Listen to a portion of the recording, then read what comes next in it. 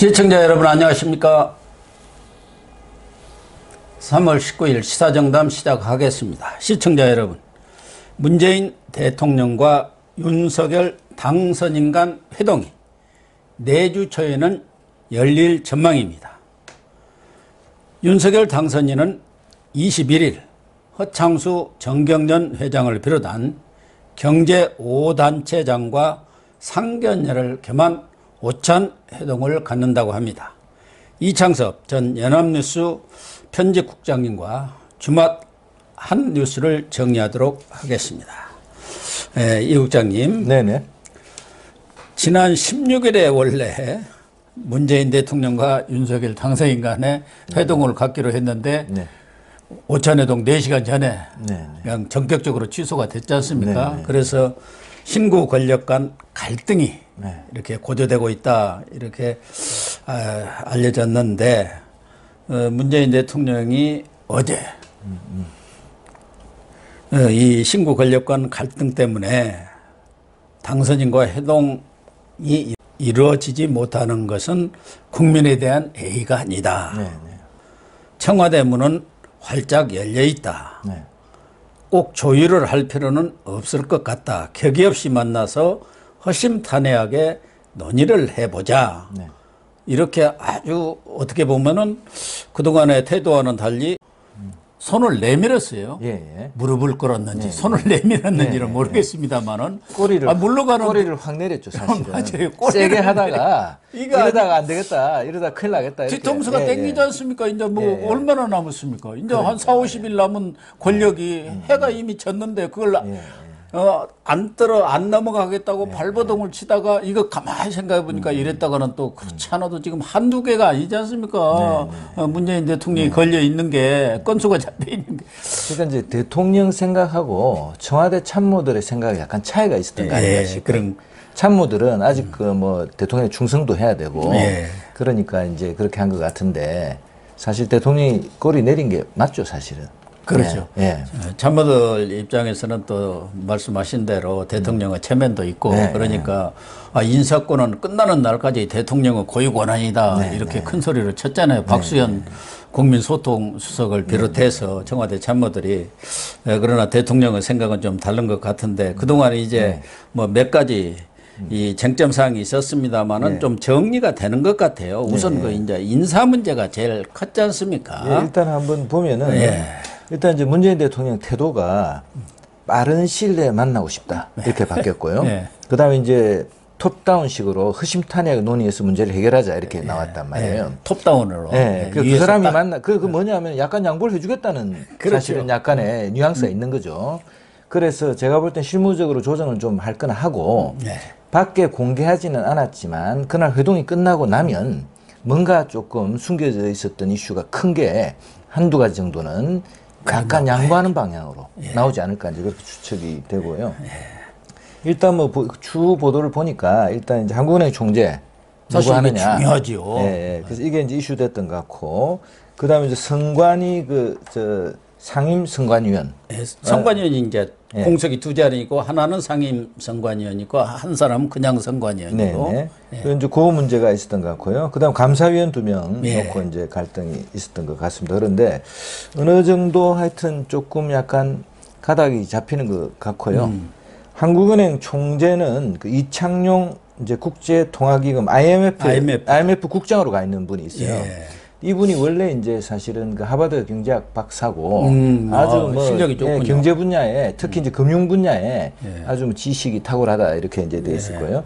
그다음에 이제 그 MB 때 이명박 대통령 당선 때 인수위원을 했고요. 인수위원도 했군요. 네네. 그리고 금융위원회 이제 부위원장을 했습니다. 그래서 사실 그때 이제 금융위원회 부위원장을 하니까 이게 금융위원장을 가든지 또는 뭐 그때도 하는 총재 후보로도 거론이 됐던 사람인데 이 사람 이제 국제 활동을 상당히 좋아하는 거죠. 그래서 ADB 아시아개발은행 이런 데도 활동하고 이러다가 IMF로 가버린 거죠. 그래서 그쪽 가서 이제 계속 활동을 했는데 워낙 이 사람은 이제 그 이 분야의 실력이 또 국제적으로도 국제 그 기구에서도 활동하고 또 그 G20 그때 이제 MB 때 G20 정상회의 되지 않았습니까? 근데 이분이 이제 그때도 굉장히 기여를 영어도 잘하고 경제도 뭐 많이 알고 또 이게 해외에서도 뭐 발이 넓고 해서 이제 기여를 했거든요. 아마 그리고 평이 좋아서 사실은 이제 지금 요 기사로 보면 청와대도 이 사람을 아마 가는 염두에 두고 네네, 있었던 두고 것 있었던 같아요. 것 같아요. 그리고 윤 당선인 쪽에서도 아주 유력한 예, 예. 총재감으로 예, 예. 점 찍어 두었던 거니까 이거는 딱 맞은 거죠, 서로. 예, 그래서 큰 이견 없이 아마 맞아 되는 것 떨어졌어요. 같은데 지금 하는 총재가 이제 왜 중요하냐면 이달 말 임기 만료되고 다음 달 이제 새로 이제 취임을 해야 되잖아요. 근데 예. 계속 이제 금통위가 열리면서 지금 금리가 올라가고 있는 추세잖아요. 예. 그래서 이제 지금 우리가 문재인 정부 들어서 통화를 엄청나게 풀었어요. 그래서 돈이 너무 너무 많이 못하죠. 네, 너무 많이 풀려요. 그래서 물가가 지난번에 우리 박사님 말씀하셔다 우리 자세히는 말 못했지만 생활 물가가 엄청나게 올랐습니다. 그래서 뭐 예를 들어서 뭐 고기, 계란 한 판이 지금 뭐 10,000원 정도 하잖아요.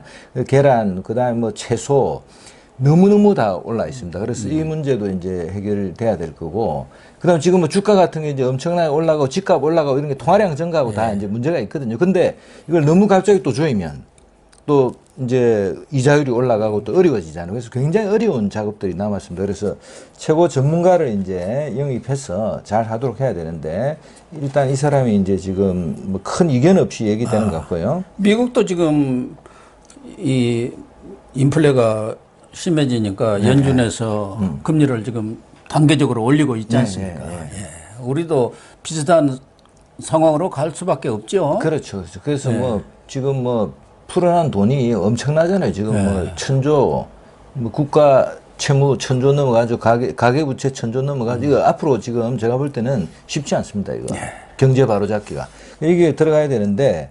근데 이제 김소영 교수라고 있습니다. 이분은 예일대 교수하고 인수위에 들어가 있는데 이분도 사실은 서울대 경제학부 교수 아닙니까? 네네네.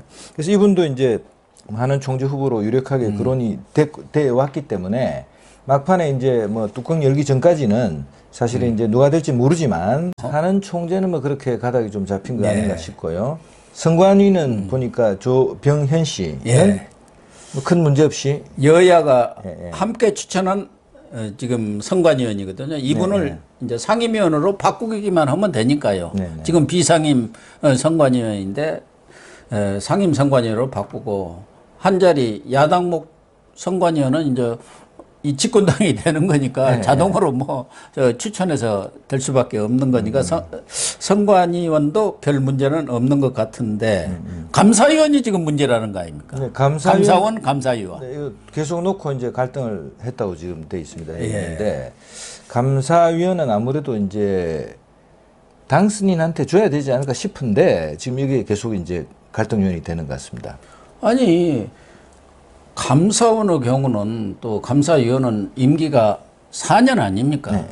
그리고 감사위원은 감사원장하고 감사위원 해가지고 7명 아닙니까? 그리고 여기도 위원회 체제란 말이에요. 그래서 여기서도 과반이 되어야 의결이 되는 건데 지금 알려지기는 5명이 있는데 뭐 감사원장도 물론 친문이고 뭐 문재인 대통령이 임명했습니다만 4명의 감사위원 중에서도 2명은 확실히 친민주 친문 성향이라는 거예요. 거기다가 문재인 대통령이 2명을 자기 인사권이라고 해서 임명해 놓으면은 감사원 자체가 4명에다가 위원장까지 하면은 사실상 문재인 감사원이 계속 되는 거 아니겠습니까? 정권 내내 계속. 그러니까 다들 그런 것은 윤석열 당선인으로서도 받아들이기 어려울 것은 뭐 너무나 당연한 거고 우리가 볼 때도 뭘 그렇게 감출 것이 많아서 감사원을 찾고 있어야 하느냐. 감사원을 찾고 있으면은 뭐 어디 감사하려고 해도 제도 걸면은 감사위원들이 못 오는 거 아닙니까? 그래가지고 자꾸 감사위원을 고집을 하는데 1대1로 하자. 그러면 2명 중에 1명씩 나누자 하는데 그것도 말이 안 되는 거죠. 아니 새로 들어오는 이 당선인이 자기 정권을 끌어가는데 거기에 정치적 어떤 철학이라든가 이념하고 맞는 사람이 감사위원을 해야지 왜 나가는 정권이 그걸 임명하고 갑니까? 그건 더군다나 뭐 오래 남았다면은 몇 개월이라도 남아있다면 모르지만 4, 50일 남은 정권이 임명하고 간다는 것은 상식에도 맞지 않고 도리에도 맞지 않은 일이죠. 사실 이제 윤석열 후보가 당선인으로 확정되는 순간 인사권의 행사는 끝났다고 봐야 되는 거죠. 왜냐하면 국민이 잘했으면 사실은 정권을 이 단임에 5년 만에 교체하지 않지 않습니까? 사실 보통 우리가 뭐 10년 주기설을 얘기하는데 그 5년 정도 이제 열심히 하면 통상 이제 한 번 정도는 더 하게 해주는 게 우리 민심이란 말이에요. 그렇죠. 근데 워낙 못하니까 이제 국민이 사실은 바꾼 거 아니에요. 근데 이렇게 바꿔가지고 정권이 딱 교체되고 이제 당선이 새로 나오면 그때는 이제 이런 인사권 행사라든지 자기 욕심을 버리고 다음 정권이 국정을 잘 운영하고 국가를 잘 이끌 수 있고 국리민복을 제대로 실행할 수 있도록 협조해 줘야 되는 거예요. 근데 마지막에 인사권을 아직도 가지고 있다 그러고 참 진짜 말은 협조한다고 그랬지 네네. 않습니까? 네네. 적극적으로 협조한다고. 네네. 그래 놓고 중요한 네. 인사 말고도 공기업의 무슨 기관장이라든가 사장, 뭐 감사, 사회이사 이런 데까지도 지금 마지막까지도 할 수 있는 한 다 알박기를 지금 하고 가겠다. 그래서 지금 문제가 된다. 저는 그게 굉장히 질이 안 좋다고 봅니다. 왜냐하면 공공기관이나 사실은 공공기관뿐만이 아니고 문재인 정권 들어서 민간 기업들도 사실은 정권에 워낙 이 정권이 혁명적으로 탄생하지 않았습니까? 촛불혁명이라는 혁명 사실상의 그런 아주 그냥 급박한 분위기 속에서 정권을 잡아가지고 무소불위의 수사, 뭐 감찰 이런 걸 막 했잖아요. 그러면서 기업들이 다 무서워가지고 사실 기업에 있는 수많은 사회이사라든지 뭐 감사라든지 줄 수 있는 외부에 줄 수 있는 자리는 사실 이 친구들이 다 찾아서 들어갔단 말이에요. 그럼 그 정도 들어갔으면 사실은 이제 정권 말기가 됐을 때는 국민들한테 사실은 죄송한 마음도 있고 그리고 이제 당연히 공공기관 인사도 제가 볼 때는 당선인을 당연히 존중하고 여기서 스톱하는 게 맞습니다. 누가 봐도 그렇게 해야죠. 현직에 있는 사람도 물러나야 할 판에 마지막에 사실은 더 자기들이 꽂아놓고 알박기 해놓고 가겠다는 것은 사실은 아주 저질스러운 행동이죠. 그래서 그런 행동은 해외에도 마찬가지예요. 정권이 바뀌면 수많은 자리가 갈립니다, 사실은. 그래서 그거는 정무적으로 갈리는 자리는 당연히 이제 양보를 해야 될 것 같고요. 그런 흐름 속에서 보면 이제 막판에 문재인 대통령이 약간 태도를 바꾼 게 아무래도 이제 뭐 뒷골이 당긴다고 말씀하셨는데 혼자 생각해 보니까 이러다가는 뭐 좋지 않을 수도 있겠고 또 이게 이제 국민의 여론이 있지 않습니까? 그리고 그럼 지금은 아주 신성했지만 새 정부가 이제 들어서서 인선을 잘하고 국정 운영을 잘할 때는 그 지지율이 왕창 올라갈 수도 있거든요. 그럼 그때는 또 어떤 일이 이제 일어날지 모르기 때문에 제가 볼 때는 약간 이제 백스텝을 밟은 거 아닌가 싶고요. 그런 것 같습니다. 그런 흐름에서 보면 이제 이명박 사면은 조금 사면하는 쪽으로 가닥이 잡히는 거 아닌가 저는 그렇게 추측합니다. 아, 그래요? 이게 또 중요한 하나의 논점이 되었지 않습니까? 뭐 이명박 사면에 대해서는 양측에서 크게 문제는 없는 것 같은데 그동안 이제 알려지기는 이명박 전 대통령의 사면에 김경수 전 경남지사 거기다 끼워넣기를 해가지고 사면을 하려고 한 거, 그 뭔가 딜을 하려고 한 거, 이것 때문에 지금 틀어졌다 이렇게 알려졌지 않습니까? 근데 이제 김경수 건하고 이명박 사면하고 사실 이제 비교할 수 없는 게 이명박 대통령은 뭐 BBK니 뭐니가 문제도 있었다고 지금 돼 있죠. 판결이 났으니까. 근데 그 사람은 또 서울시장으로서 또 대통령으로서 업적도 많이 있습니다. 예를 들면 우리 뭐 서울시의 청계천이든 여러 가지 서울시 시스템 이 사람이 많이 만드는 면도 있고 그 다음에는 우리가 2008년에 이제 그 유럽발 금융위기가 왔습니다. 그때 사실 잘 대응한 면도 있고 그래서 공과를 다 이제 반영하고 그다음 고령이고 또 실형을 상당히 살았지 않습니까? 그래서 그런 걸 이제 감안해서 조금 판단해야 될 것 같고 김경수 이제 이 전 경남지사는 사실은 이제 민주주의에 반하는 어떤 공작성 작업을 한 거 아니에요. 민주주의의 근간을 뒤흔드는 일을 벌인 것이죠. 사실은 이거 하나만으로도 사실은 그게 문재인 정권 하에서 특검이 수사를 했기 때문에 상당히 한계가 있었잖아요, 사실은. 근데 거기서도 지금 뭐 8억 건의 그 어떤 그 클릭 조작 같은 게 있었다고 지금 나왔지 않습니까? 근데 그 전에 우리가 지금 다른 그 MB 때나 이런 때 이거보다 훨씬 작은 규모로도 뭐 저 국정원장에 감옥 가 있기도 하잖아요. 근데 이거는 이제 그 민주주의 시스템에서 여론을 조작해가지고 국민의 선택을 방해한 사실은 죄잖아요. 그 죄질로 보면 이제 굉장히 제가 나쁜데 사실은 문재인 정권 안에 수사받았기 때문에 어떻게 보면 형량도 죄에 비해서 작을 수도 있는 거예요, 사실은. 근데 이 사람을 이 전직 대통령하고 이렇게 딜해가지고 풀겠다 하는 거는 제가 볼 때는 이게 뭐 사례에 맞지 않는다고 생각합니다. 그럼요. 그래서 아마 김경수 끼워넣기 사면은 물 건너간 것 같고 뭐 MB 사면 문제는 어차피 석탄일에 그쯤 가면은 8일 날이 석탄일입니다. 5월 8일이. 그 무렵 정도 해서 하니까 뭐 시간 문제 아닌가 그런 생각이 들고요. 이번 이제 또 회동에서는 윤석열 당선자 측에서는 이 코로나 손실보상 이 부분을 어제 인수위가 출범하면서도 가장 강조를 했지 않습니까?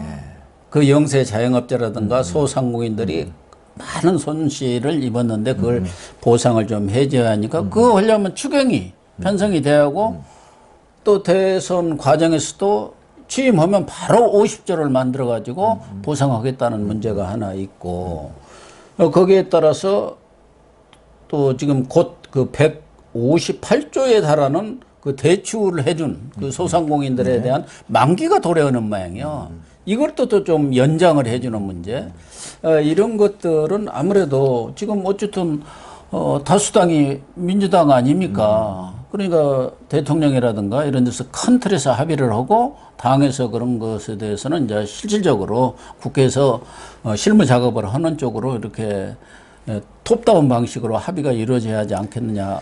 그 박사님 말씀 듣고 보니까 사실은 이제 아까 이제 이명박 사면은 이제 석탄일까지 이제 흘러가면 되는 거고 이번에서 이걸 뭐 크게 안 다룰 수도 있겠어요, 사실은. 그렇죠. 물 밑으로 서로 뭐 공감만 하고. 예. 근데 지금 추경 협조하고 이 관련해서는 이거는 대단히 사실은 민생 문제이기 때문에 중요하고요. 예. 제 생각에는 이게 어떻게 보면 두 사람이 만약에 만나가지고 나름대로 큰 틀에서 합의가 이루어진다 그러면 두 사람한테 다 좋을 것 같습니다. 제가 당선인 입장으로도 좋고, 좋죠. 국민 입장으로도 예. 좋고, 또 대통령 입장으로서도 사실은 뭐 마지막 가는 마당에 사실 자영업자들이 지금 자영업자들이 어려워진 게 이제 코로나 때문에 어려워진 게 하나 있고, 두 번째는 이제 문재인 정권의 그 경제 실정 때문에 어려워진 거죠. 그렇죠. 이건 덮여 있는데. 그게 이제 기본적으로 이제 제가 이제 예전에 뭐 다른 분들 도와줄 때 이런 그 메시지를 만들었습니다. 서민을 살린다면서 서민을 죽이는 정부가 문재인 정부다. 이렇게 제가 이제 만들었는데 그건 왜 그러냐 하면은 최저임금이라든가 이런 것들을 너무 급격하게 올리게 되면요. 그러니까. 자영업자들은 자기가 고용하고 있는 사람을 내보내게 됩니다. 그렇잖아요. 그럼 내보내게 되면 그 자영업 안에서 있던 일하는 분들은 사실은 남편은 다른 데서 일하고 예를 들어서 뭐 부인은 또 다른 데서 일하다가 한 사람 일자리 잃게 되면 씀씀이나 생활이 굉장히 또 어려워지는 거예요. 그럼 전체적으로 소비가 위축되고 그래서 사실은 이제 그게 물가에 또 다 반영이 되고 물가가 올라가면 사람들이 또 돈을 아끼게 되고 그래서 전체적으로 우리 자영업자들을 코너로 몰아가고 있는데 코로나까지 터진 거예요. 그래서 사실은 최근에 우리 보면은 뭐 자살률 같은 것도 높고 이재명 씨조차도 사실은 선거운동할 때 그 막 지금도 죽어가는 사람이 있다 이렇게 하면서 이거 바꾸겠다 한 거거든요. 그래서 문재인 대통령은 제가 볼 때 지금 자영업자들에 대한 보수 지금 뭐 명동이든 심지어는 여기 저 우리 강남에도 지금 길에 보면은 이 저 가게가 텅 비가 있는 가게들이 많아요. 임대 우리 주변에도 쫙 붙어 있지 않습니까? 그래서 알바 자리도 다 없어졌잖아요. 이러다 보니까. 그러니까요. 그래서 이제 이게 이제 그 이 경제 실정, 이 운동권 어떤 그 이념의 경제는 실용이거든요.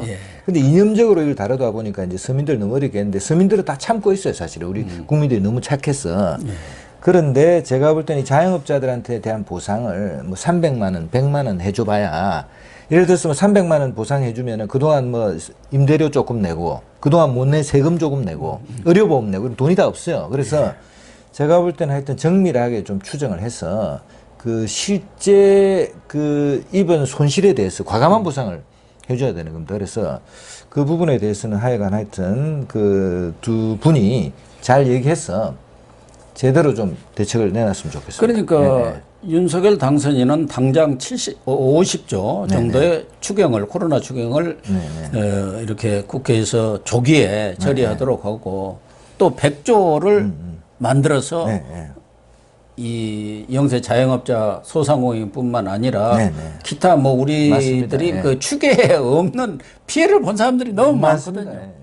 그런 데까지도 좀 이렇게 돕는 방향으로 나가겠다 했기 때문에 이런 부분은 아직도 한 두어 달 남아 있고 그러니까 문재인 대통령이 적극적으로 협조를 해줘야 하지 않겠나 하는 생각이 듭니다. 또 하나는 이번에 논의가 될 수밖에 없는 게 지금 윤 당선인 측도 고심하고 있는 것이 이른바 대통령 청사라고 봐야겠죠. 이제 청와대 예. 없애버린다니까. 예. 용산이냐, 광화문이냐, 그러지가 국방부 청사냐, 외교부 청사냐를 놓고 고심 중인데 이 부분에 대해서도 아마 문재인 대통령이 나름대로 조언은 하지 않겠느냐 이런 생각이 들어요. 지금 용산에 가는 문제는 윤 당선인은 상당히 그쪽으로 기울어 있는데 여러 가지 안보 문제라든가 또 단시간 내에 그렇게 인력을 재배치하고 뭐 이런 것들이 만만치가 않아 가지고 뭐 절충안도 지금 나오고 있는 것 같아요. 오히려 국민의힘 내에서도 속도 조절이 필요하다 뭐 이런 얘기도 나오고 있어요. 네. 오늘 뭐 들리는 얘기로는 일단 이제 외교부 청사로 가고 그다음에 외교부 청사로 가서 한 1년 정도 이제 외교부 청사에서 임시 이제 그 집무를 하는 거죠. 하면서 그 사이에 이제 좀 정밀한 계획을 세워가지고 용산으로 옮겨가는 뭐 그런 방안이 이제 뭐 말은 나왔는데 이게 뭐 당선인이 이걸 뭐 오케이 한 것 같지는 않고 그런 의견도 이제 하나 나오는 거죠. 나오는 건데 저는 이제 이런 느낌이 좀 있습니다. 용산을 제가 이제 군대 생활하면서 용산을 자주 들락거렸는데요.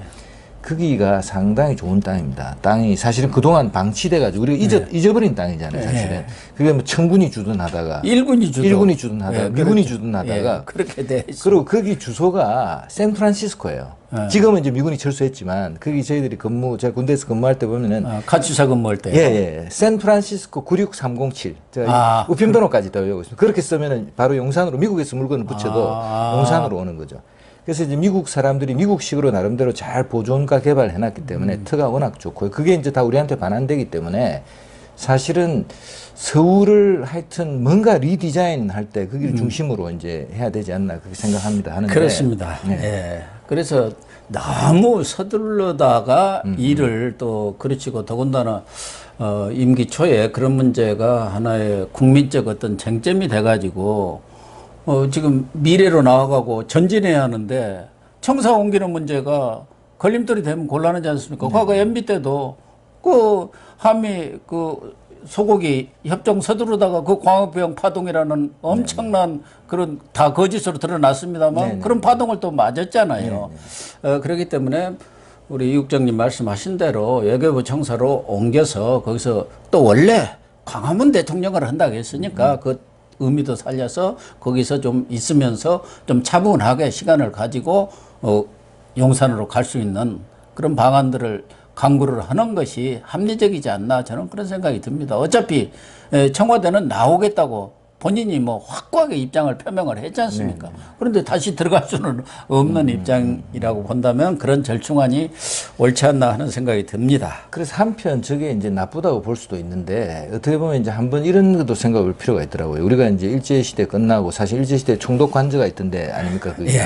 근데 그 뒤로 이제 우리가 민주화도 하고 경제성장도 이뤘는데 물리적인 인프라는 사실은 제대로 정비하지 못하고 사실 그 시스템 안에 어떻게 보면 좀 있는 거죠. 그래서 사실 뭐 이제 백악관은 사실은 미국 가면 따로 떨어져 있지만 그 백악관은 사실은 이제 그 국회 사장을 마주 보면서 사실은 이제 따로 딱 별도 공간에서 이제 정리되어 있는 거고 영국은 다운인가 10번지라 그래가지고 예를 들면 우리 광화문 같은 곳에 조그마한 빌딩 안에 그냥 아주 작게 있습니다. 그래서 그게 우리들은 이제 그렇게 하지 못하고 청와대 또 따로 있고 여러 가지 복잡하게 됐는데 지금 뭐 이게 단기간에 이제 할 문제는 아니지만 조금 더 장기적으로 우리가 이제 이런 그 관청의 배치라든지 이런 것도 한번 생각해 볼 필요는 있는데 문제는 이제 세종시로 가 있고 그래서 이제 약간 복잡합니다.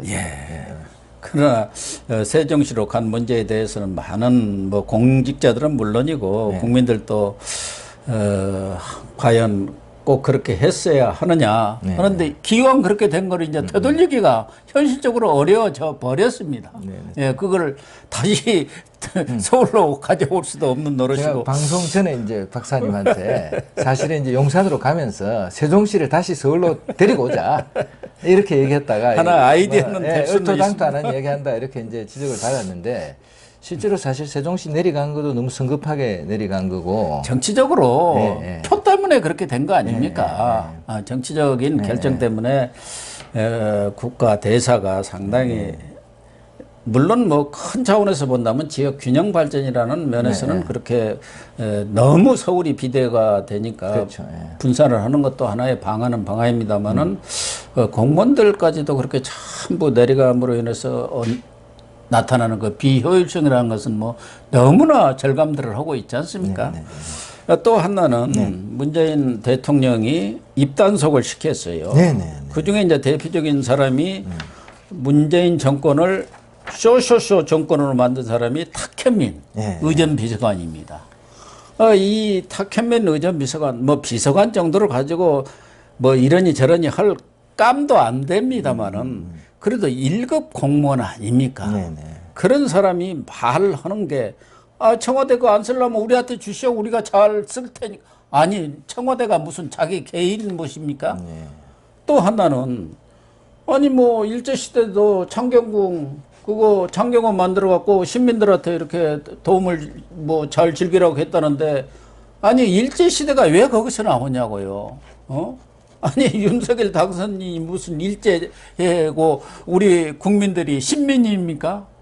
그런 참 지난번 박경미 대변인이 선거에 패한데 뭐 문재인 대통령의 그 지시사항을 전달하다가 펑펑 울었다는 이 청와대에서 의직에 있는 사람들의 인식 수준이랄까 이렇게 해야 됩니까? 저는 이제 굉장히 사실은 이 비서잖아요. 이 사람은 비서기 때문에 뒤에 숨어 있어야 되고 그렇다 하더라도 1급 지금 말씀하신 대로 1급 공무원입니다. 그래서 공무원이 우리가 지금 저 9급 공무원 시험을 본다든지 5급 공무원 시험을 보다든지 들어가서 1급이 되는 건 정말 어려운 거예요. 이거 하늘의 별따기입니다. 평생의 노력을 했을 국장되기도 힘듭니다. 그런 이런 1급 자리를 받아서 일하는 사람들이 굉장히 저급한 발언을 특히 그 문재인 정부에서는 그런 경우가 많았고 지금 이 탁현민 씨에게 그러다 보니까 이제 대통령께서 당선인 측의 공약이나 국정 운영 방안에 대해서 개별적 의사표현 하지 마라 이렇게 직접적으로 이제 경고를 한 거죠. 그래서 이거는 이제 뭐 아까 이제 본인이 대통령이 생각해도 이런 1급 비서가 사실은 저급한 은사로 당선인에 대해서 함부로 얘기하는 거 이게 사실은 조롱하고 모욕한 거 아닙니까? 이건 있을 수가 없는 일이에요. 공직사회에서. 그래서 제가 볼 땐 이게 왜 있었냐 하면 사실 그 정도로 이 탁현민이라는 사람이 청와대에 들어가서 원래 이제 그 선임 행정관으로 들어갔다 그만두고 나와가지고 다시 올려서 비서관으로 2급에서 1급으로 올려서 이제 들어간 건데 저는 이 사람을 어떻게 보느냐 하면요. 문재인 몰락의 주범으로 봅니다. 사람들이 왜 저 의전 비서관한테 이렇게 얘기하느냐 하는데 이 문재인 대통령은요 처음에 대통령 선거에 나서 한번 실패를 했잖아요. 그래서 두 번째 도전하면서 헤어스타일도 다 바꾸고요. 그 다음에는 임플란트를 이빨이 그때 많이 뽑았잖아요. 그래서 임플란트를 새로 했죠. 얼굴도 많이 바뀌었어요. 얼굴 저 생김새도 많이 선이 바뀌어서 어떤 사람들은 뭐 보톡스 맞은 게 아니냐 이렇게 얘기도 했는데 그건 뭐 모르겠습니다만은 얼굴 형태도 바뀌고 그 다음에 뭐가 바뀌었냐면요 완전히 그냥 그 쇼로 바뀌었습니다. 그러니까 그 노인들을 만나면 낮은 자세로 무릎을 이제 굽히고 장애인 어린이에게도 항상 자상한 모습을 하고 여성을 보살피는 그냥 완전히 그 여성주의자 행세를 하고 모든 것이 연출인데 이 연출이 너무 연출을 하다 보니까 실사구실을 하는 거예요, 제가 볼 때.